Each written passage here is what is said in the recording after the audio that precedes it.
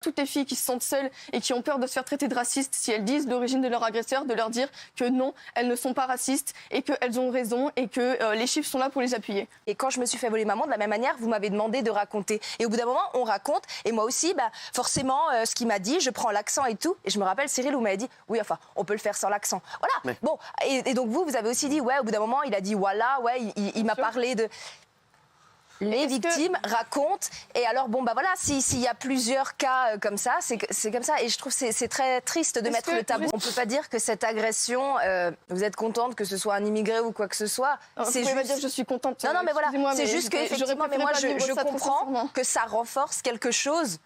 Voilà, vous vous battiez déjà pour ça, il vous arrive ça, c'est le comble, forcément ça renforce. Et vous êtes là en victime, et puis 2 secondes après, vous pouvez être en militante parce que vous l'avez toujours été. C'est la même chose, mais quand et c'est vrai. Donc, Madame, excusez-moi, quand vous avez porté plainte, d'ailleurs,